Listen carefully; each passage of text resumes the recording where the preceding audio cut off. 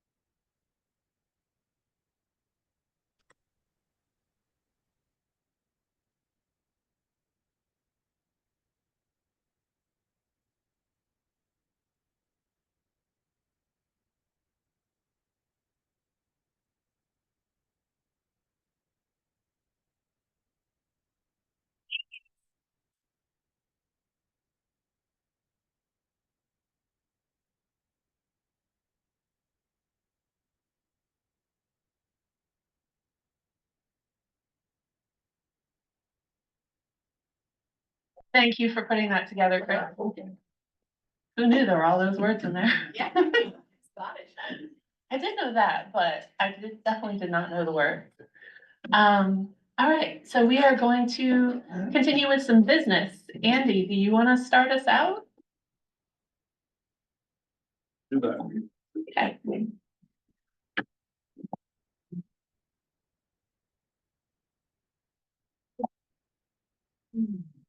Morning. So, couple of items on the agenda. The first, was did everybody get the email? Did that come through from Club Runner? Okay. So the short version of the Constitution and bylaws is that parliamentarian Phil, nicely pointed out that I had not given enough time for Rotary protocol to review and vote. So we're going to delay the vote, but in the meantime, we've had a couple of comments. So that's the whole purpose of the delay, is to allow people to digest and offer comments. So you can send them to any member of the board. We'll probably vote at the February business meeting, whatever date that ends up being. That makes some It's not sense. gonna be in February, but the next one. Okay, so we'll take it up at the next business meeting probably, and that may be March, but comments are welcome both on the Constitution and the bylaws. As you saw in my email, basically Rotary does some minor tweaks to the Constitution that each club is allowed or should adopt.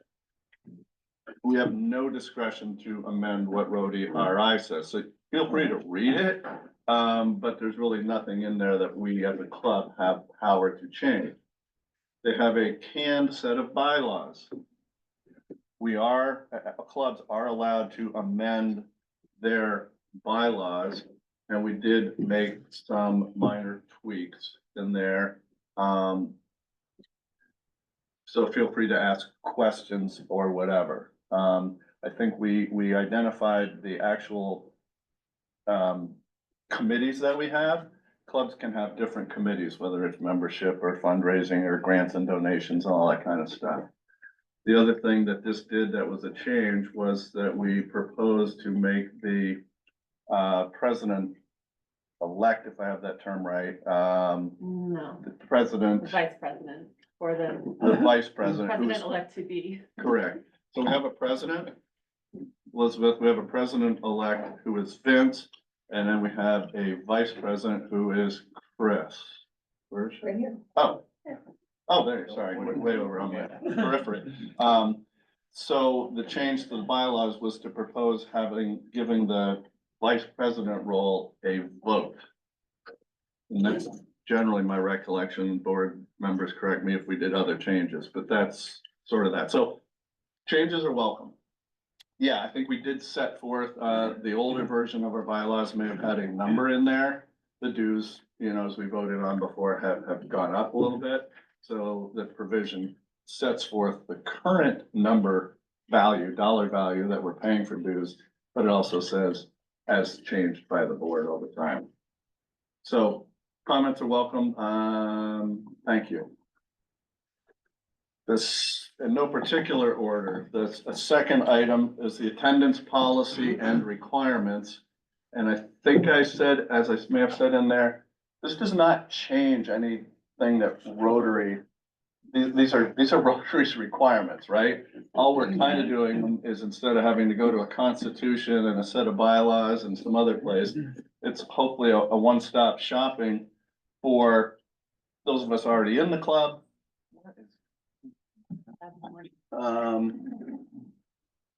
As or more importantly, setting expectations for new members who come into the club, right? So people come in and they say, what do you guys do? Well, this is what we do. What's it gonna cost me? This is what it's gonna cost you. What are the attendance requirements?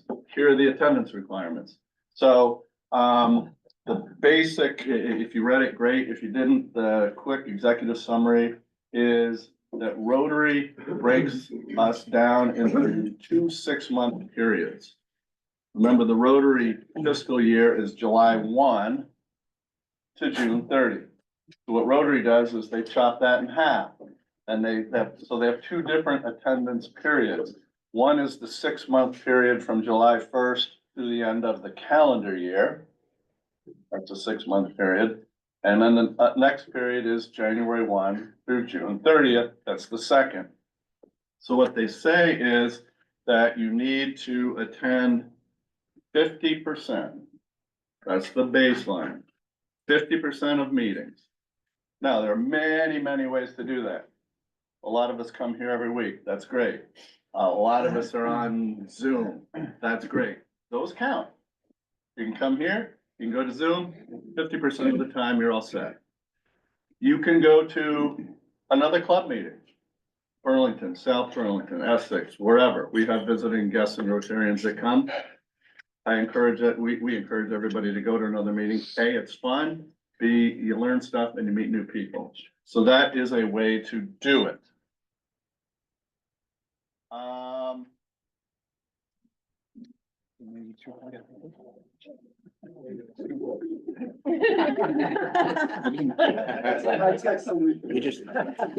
Thank you. Center it though.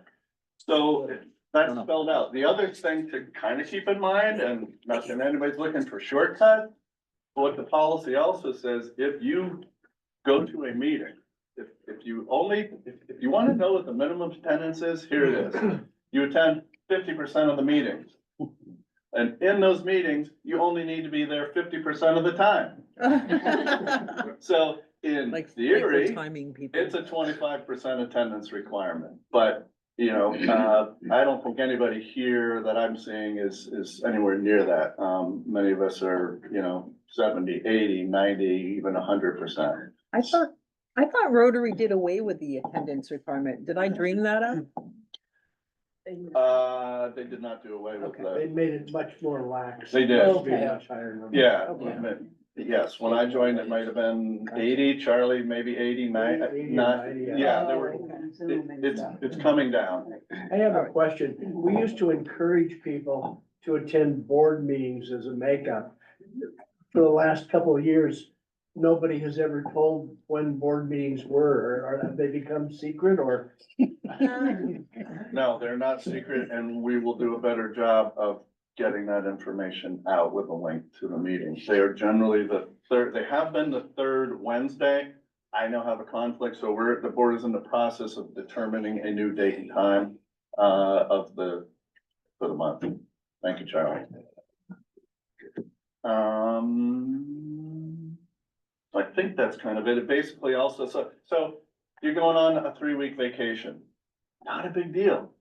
Sherry's a secretary. She keeps track of the attendance. She does a great job. Just let her know, right? It's just about communication. We are not gonna kick somebody out of this club because, you know, they missed 3 meetings, but just tell us that you're going on vacation or do a makeup. And I think it also reminds you on here, if you do a makeup, the responsibility is on you as the member, not Sherry to chase you down. Just send Sherry an email that said, hey, Sherry, I was in, you know, Moscow and I did a makeup at a meeting.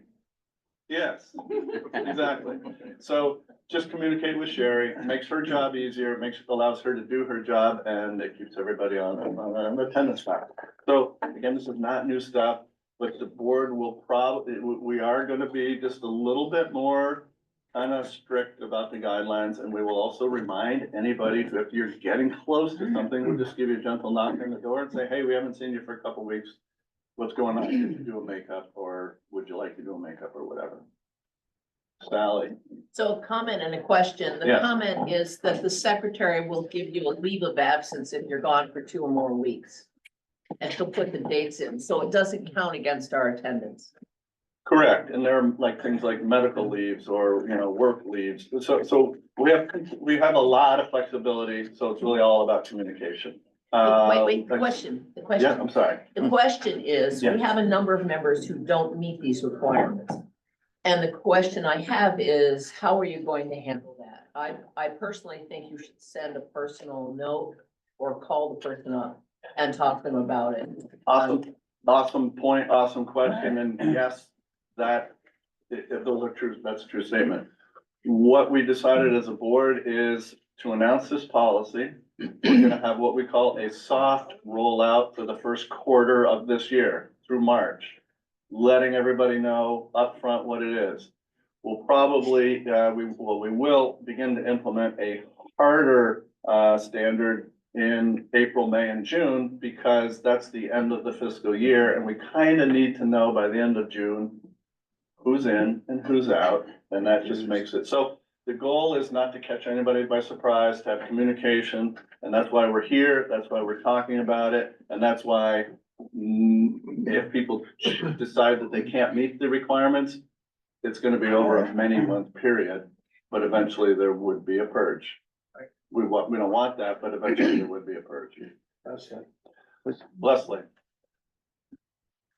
Good morning and thank you.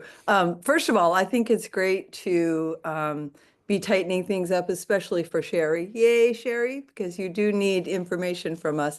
And I was going to bring up the leave of absence, and I guess I'm wondering, in reading all of the information about the attendance policy and the need for 25% to be in-house, how does that fit with the leave of absence? Because we probably have used leave of absence more recently than anyone else in the club. Yeah, I would, so if people have unique circumstances, it's a great question, but everybody may be different. So just talk to Sherry or the board if you're gonna be away for a while. And also you guys are almost always on Zoom, even if you're not, you're in Europe or somewhere else. Well, Yeah. Can I add a little to that too? Another way to be here is to attend committee meetings. And I know you guys do that too, so yeah. But be sure to tell me, so I Yes, don't. be sure to tell Sherry. So like Yes. Rafa, for instance, can't make Thursday mornings, but I know she's doing Skip Story Slam meetings and other committee meetings. But you guys just need to tell me, because otherwise I don't know. Yeah, big thing is just, I'll repeat it, Leslie, I know you can't hear. Is communicating with Sherry. So if you feel like, if you feel like you have missed too many in-person meetings and you have been at a lot of committee meetings, tell Sherry that you're there and she will count you as being here. Bill has his hand up. Hi, Phil, good morning. Hey, I'd like to clarify just a little bit of what the Constitution actually says in Article 10. It's basically saying that each member should attend the regular meetings. Now, that's not a requirement, that's a recommendation. And then it goes on in Article 13 to establish the criteria for termination of membership if a person does not comply with the 50% requirement. And it says that the board may terminate the person's membership if they do not comply with the 50%. That's Section 4 of Article 13, subsection A1. However, if you will also take attention to the fact that in Article 13, Section 4, subsection C, it says the bylaws may include provisions not in accordance with 13, subsection 4. So basically it says that if the club decides to totally eliminate attendance requirements in terms of any punishment or action against the member for not attending, they have a full right to do that. That's the point here, is that if the club says we don't want to throw people out just because they didn't attend enough meetings, that's perfectly all right as long as you put it in the bylaws. So it's really a club decision, even though the Constitution recommends that you adhere to it. It's not a requirement specifically if you interpret that as an option for the club. Thank you. Thank you, Phil. And yes, that is where we culled the information for this policy. We also, I can't remember which board member, maybe it was, I think it was Sherry. We researched the attendance policies of other clubs, especially Vermont clubs. And we borrowed heavily from that. And this seems to be, from those that we could find, a very standard minimum policy. To Phil's point, we're not here to, if somebody hits 48, nothing bad is gonna happen, right? So there is discretion, but we do want to begin to enforce that it's important to the club that people have consistency and have a commitment to the club. That's, the board feels strongly about that. And So I know you mentioned, or it was meant, oh, I don't know what Sorry. happened. yeah, I know it was mentioned that you could go to another meeting. You also mentioned committees. Events also count, right? Yes. I think events count, Sorry. but you're probably right. That's gonna help somebody, make up one or two, but. Yeah. So, there are any number of ways to do it, communicate, more questions, thoughts, Leslie. Thank Right, you. right. Oops, sorry, was it me or not? Well, your hand is still up, but I don't know if it went up again or was, It did go up again, sorry. So can we back up a little bit and get a little history on the purpose behind this new attendance policy?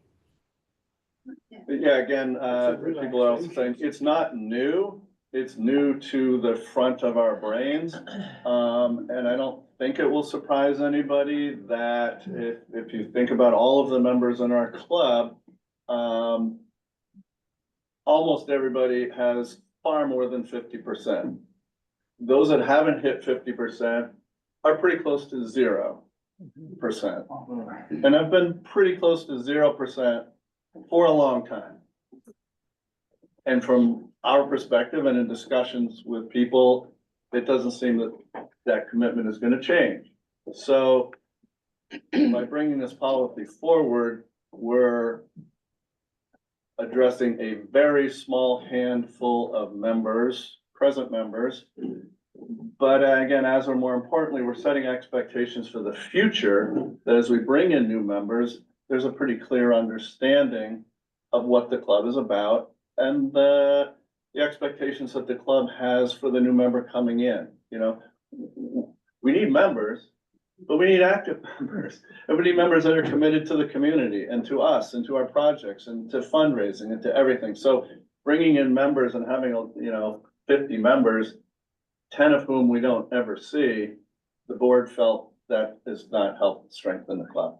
At least I'll also say that's my personal feeling, and other board members can speak. Oh, agreed, and it also helps to share the workload. It helps share the workload. It helps succession planning for committees, for board roles, and it's just an important part of being part of a healthy club. May I ask one more question? Yes. Thank you, Phil, for bringing up Article 13, Section 4. I'm looking at number 2. Number 1 says 50% attendance. Number 2 says 30% attendance. And it is early in the morning here, so I may be missing something, but I'm trying to figure out the difference between those two.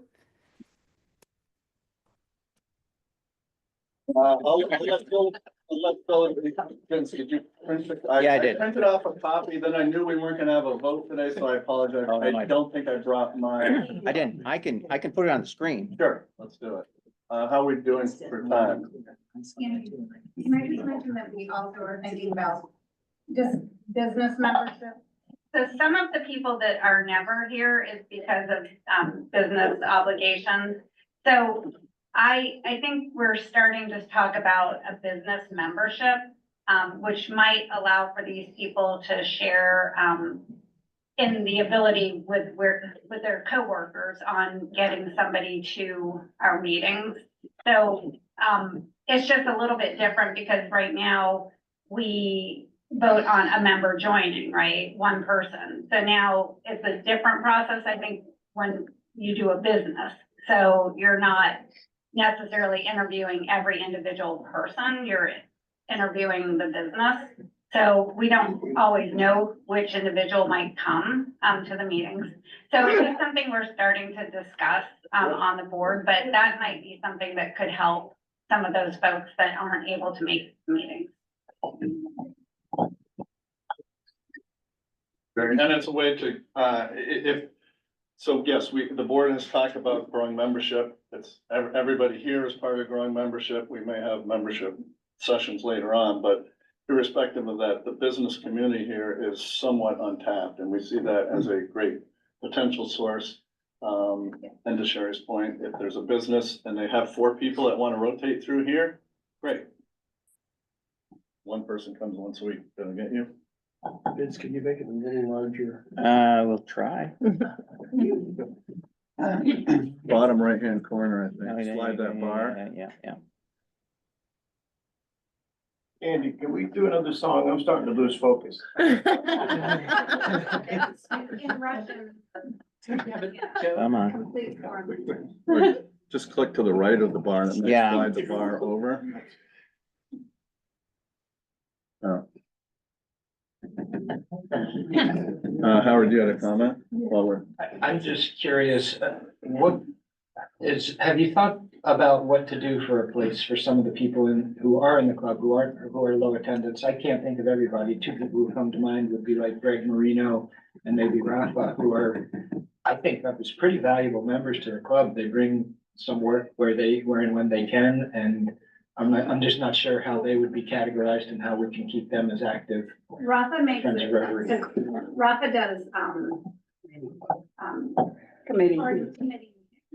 yeah, I think rather than get down to individual people, your point is well taken. There are people that bring, important assets. So this is not something that we're gonna take lightly. This is not something that we wanna tell somebody, hey, we don't love you anymore. We still love them. Get them involved. Correct. So, yeah, we'll deal with. Excuse me, Yeah. in response to Leslie's question, if you look at Article 10, rather than Article 13, I believe is what is on the screen, you refer to 2 sections in Article 10, one that says 50% and one that says 30%. Yeah. He had that, No, I had 13 up. Oh, wait, I don't even see an article. It had Article 10. What page, Bill? There was Oh. an and between the 50 and the 30. You had to do No. both. All right, hang on. I thought there was a this, meaning this specific club had to be 30%. Oh, Article 10, right? All right. Okay.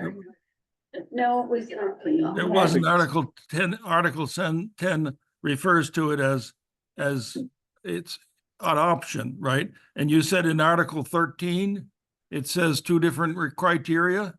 Is that what you are asking? yes. If you read the section carefully, you'll notice that the first one is for a year and the second one is for 6 months. Back to Article 13. Was that your question?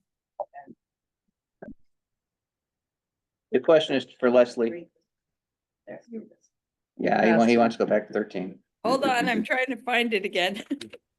Yeah, you're right. It's Article 13. I'm trying. Section 3, and Four. is that right? Is that what- Right there. Whoa. And section 4, Right. Where do you see half a year? if you read section 4, it says attend 50% of regular meetings, but that's in a year. It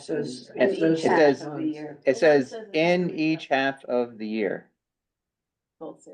They both say. One Oh. says They both say it. One just says attend. Can I make a comment? Sure.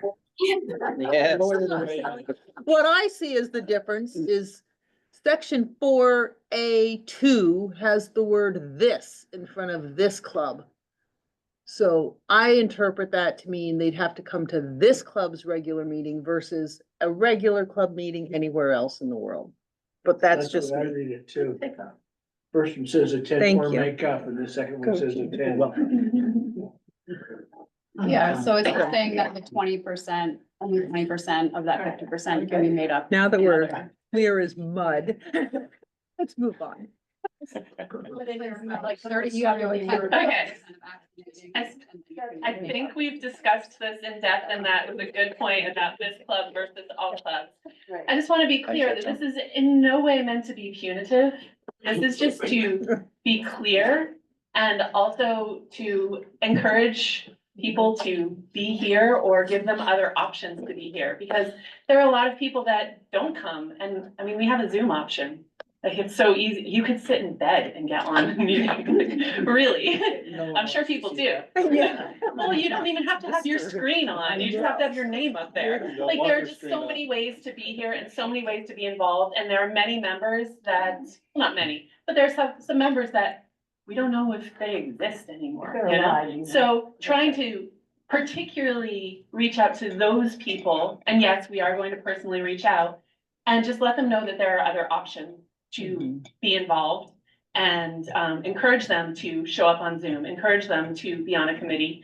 Because sometimes it feels like there are just a few of us doing a lot of the work, and supposedly we have like 40 members, and there definitely aren't that many active members. So we want to encourage active membership and people being here and being involved and us knowing each other. Like, there are some people in here that have never met some of the members that are on our list.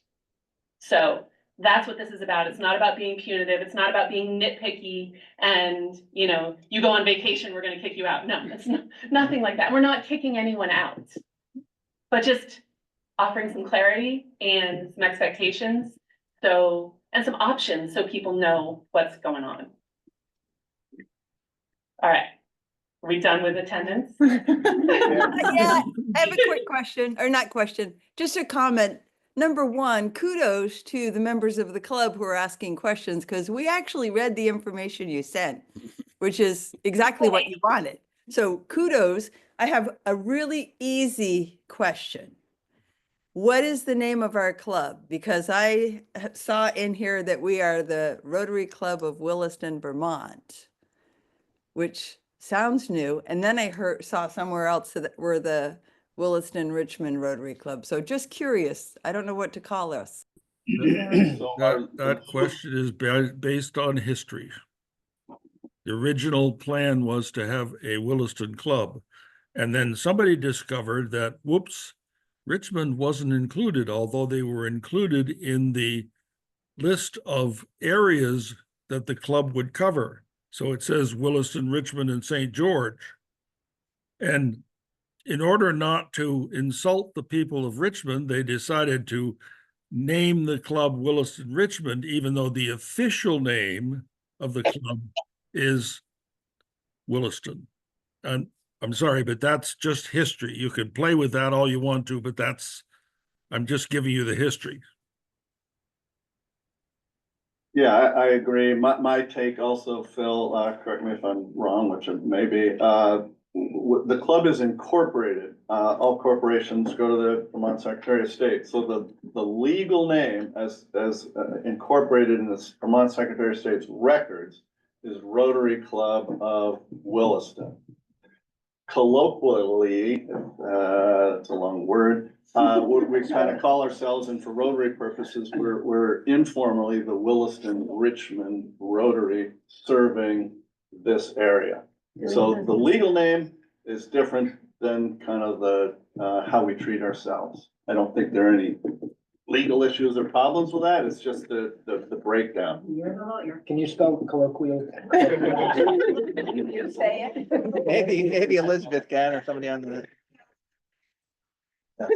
My understanding is that Who when else? the club started, it was intended that we would eventually establish a club in Richmond rather than having to re-register as a new club for Williston. It was registered as Williston, knowing that that we would be founding a club in Richmond as a breakoff of this club. For Rotary purposes, that sounds right, and hypothetically, if that were to occur, they might incorporate as the Rotary Club of Richmond, Inc. So they're two separate legal entities, both for legal purposes and for Rotary purposes, but we never got a Richmond club off the ground. We're running out of time, I think. Yeah, that was what I was gonna, yeah. Go ahead. Okay, it's an ongoing discussion. If people are concerned or have, keep talking to us, but in terms of the public discourse, maybe we'll move on. I also attached the year-to-date, we have, if you remember, we have both an operating account, that is the club's money, and we also have a separate charities account, that is charities money, where we go out and spend it, we raise it and we spend it, as part of our 501c3 status, as a charitable organization. So I sent you both the year-to-date for both accounts. And looking at the printout, when I printed out this morning, maybe it's my printer, I see that the line error is a little wonky, if it wasn't wonky on my screen. So I apologize a little bit for some of that formatting. I'm happy to try and answer any questions. My report as a treasurer is, I think we're on schedule, on track. The board doesn't see any issues. Of course, fundraising on the charities account is an ongoing thing. We got a big event coming up. Hopefully we'll make a lot more money. But the general report of the budgets are that we're on course and on track. Sally. Did we move the Michael Memorial donation money out? We We- talked about it, We did move it. It's parked in the CD at NSB. So because it's always been very confusing to have that number in our total amount, when in fact it's not money that we use. right, if you, well, I guess probably don't have it in front of you. Line 2300 on the charities shows an in and an out. So basically, if you go to the far side, what's left is zero. So our present bank account in the charities does not include those donations. Yeah. And the only other question I had is you had some revenue for the Jonathan Mill luncheon. And it's $100. What revenue would we have? Last year, a donation was made to that. We parked it in the budget.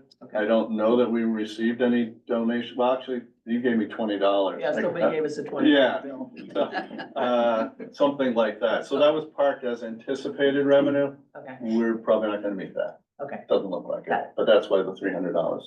Leslie. It's Armin actually this time for a change. The trunk or treat budget is a little low. We spent, we were budgeted 300. I spent that and added 100 of my own. I'd like to request 500 for next year instead of 3. Either that or we have to shorten up the time period tremendously to not disappoint.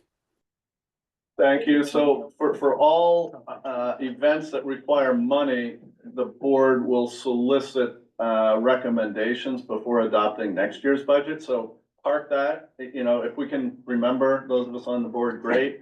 But if not, we will, our goal is to approach all the chairs of events and committees and ask for their budgets for the next fiscal year. Thank you. Yes.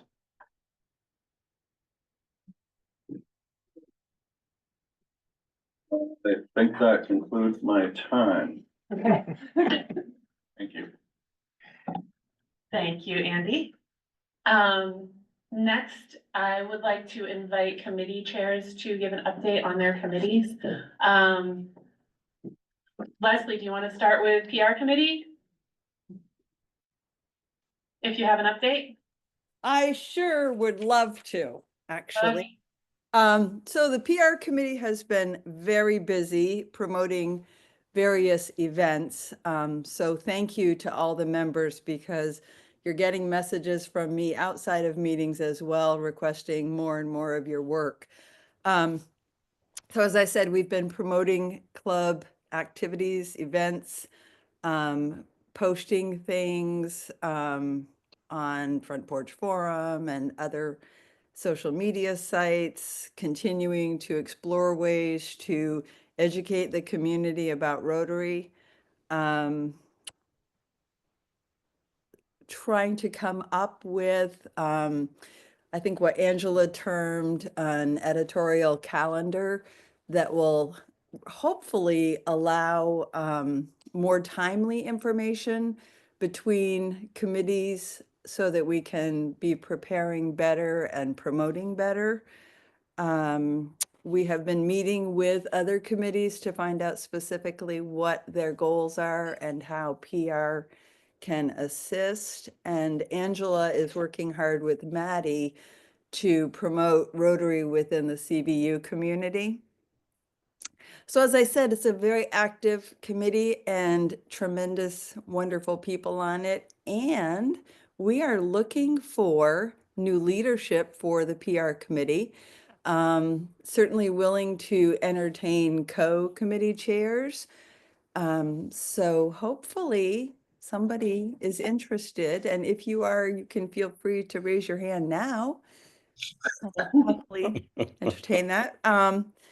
But I would say that's primarily what we've been up to lately, is just working to promote all of the club activities. And if anybody else on the committee has anything to add, please do. Anyone else?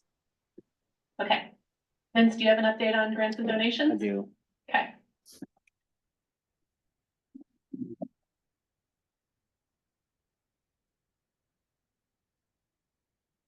Good morning. Morning. Grants and donations is currently a committee of 7. Leslie, Armand, Sherry, Chris DiBiasio, Jude, and Rafa. Rafa will be away for a while, may not be coming back, so we'll be down a member as we go into the year. Highest priority, as we had last year, is the same as this year: basics for housing, food, and mental health in the towns of Williston, serving Williston residents, basically Williston, Richmond, and St. George. We're also looking at areas of the elderly, veterans, non-scholarship youth, wellness, and transportation. We've already done a lot of the heavy lifting, so we're kind of in the down stretch right now. So first one that we did that I don't think I made an announcement on is we did put in a district grant last year. They all got denied. We were asked to actually put in a district grant again because somebody fell out. We submitted the Richmond Got Milk program. It was approved.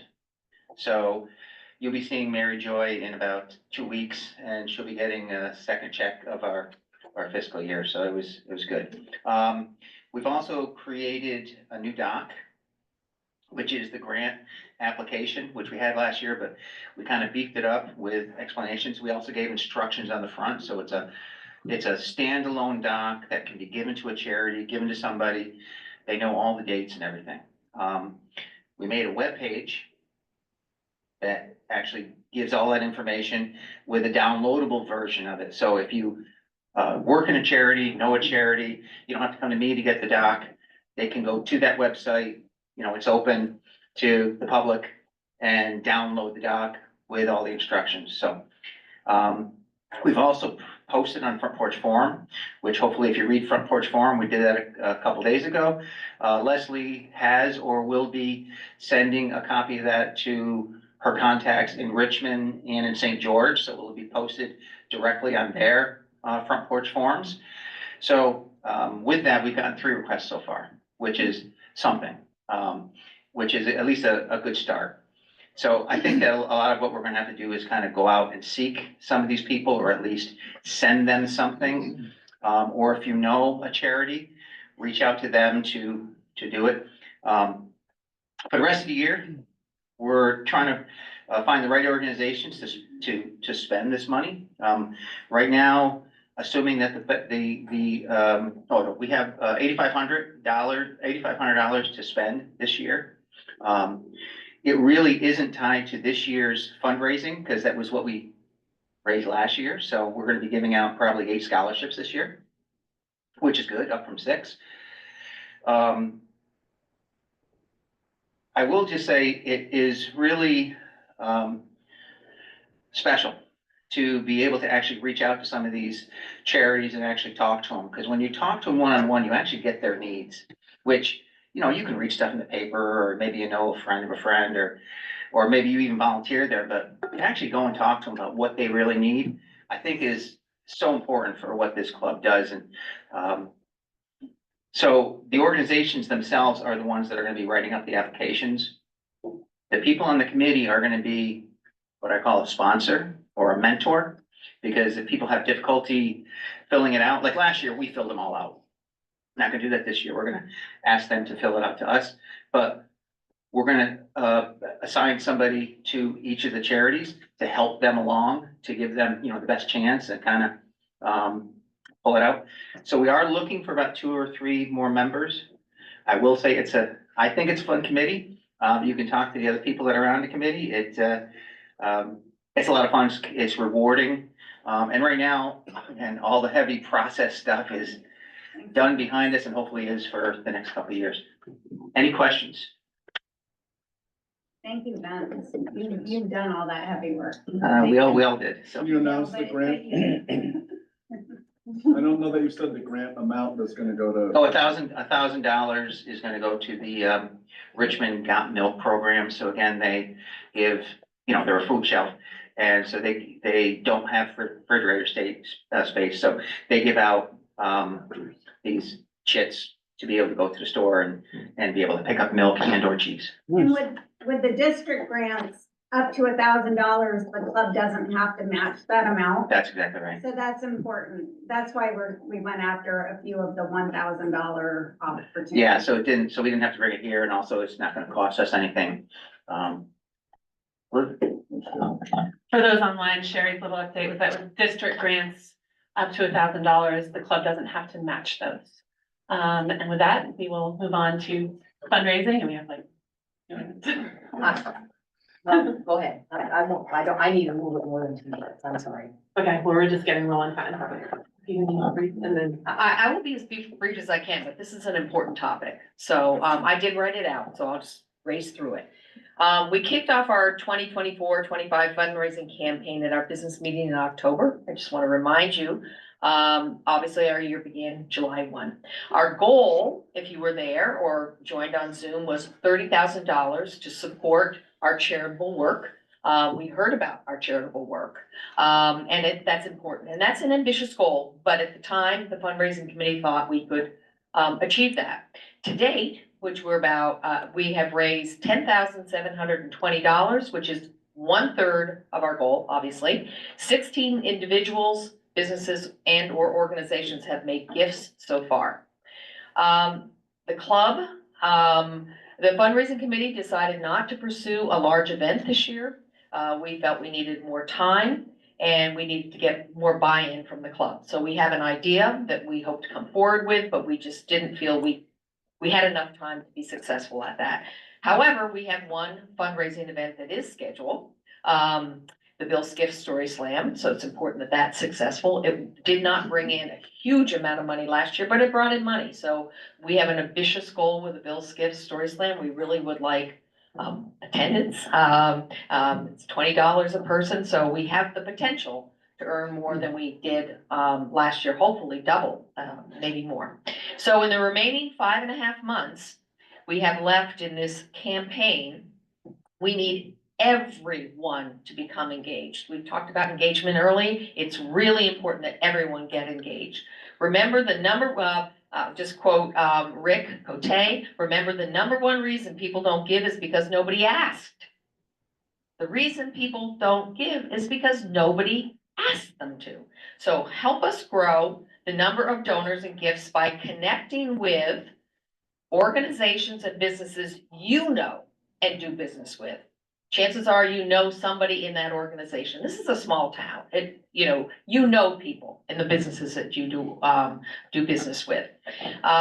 Make an in-person visit, talk with the owner or the representative you know, give them a copy of, and I brought copies of all of this, guys, of the By the Numbers. We put money into this. It tells our story. So please pick up copies. keep it in your car, keep it with you. So make an in-person visit and talk with the owner or representative, give them a copy of by the numbers. And we have letters, solicitation letters. I brought copies of those. So we have the tools this year to make this work. Give them a copy of by the numbers, our solicitation letter. If you're uncomfortable, because there was a show of hands when Rick spoke. There are a number of people who are uncomfortable asking. Just a second, she's got me on the clock. There's time for a question. I can't be yanked off. This is too important. We can't do our charitable work unless we raise the money to do it. So give them a copy of all this. If you're uncomfortable asking for money in person, you can send a letter by email or one of these letters. You can do as Sally and others have done, Walter, write a personal note across it, across the bottom, and sign your name. Sally, I'm gonna use it as an example, sent something to one of where her dog is boarded or goes every day. And so she was able to use a name, compliment the people there. You know, we've got to try, we've got to ask. You may not get a response, but that personal touch is really important. If the business knows who you are, again, a Rick point, if the business knows you, they are more likely to make a gift. So that personal notation across the bottom and a follow-up is always helpful. Finally, consider making your own donation to the club. I have copies of the solicitation number and by the numbers if anyone would like copies. Thank you for those of you who have been doing this hard work. It's not easy, particularly if you're out of your comfort zone, but we really do need everyone to become engaged or we can't continue to support the charities next year that we're supporting this year. So a real plea, we have some good resources. Thank you. Do you still have a question? I'm not sure she'll let me answer it. Thank you, Elizabeth. Thank you. Barb is not here for youth committee updates, but I know we are in touch with people at CVU about RILA and scholarships, and I will ask Barb to update us on that. And Chris said he does not have a service update, but I'm sure he Oh, we're out of will time, yeah, otherwise if I'd be able to. necessary. All right. I mean, Lisa, would you like to pick the raffle ticket? Since you're right there. I don't know, she bought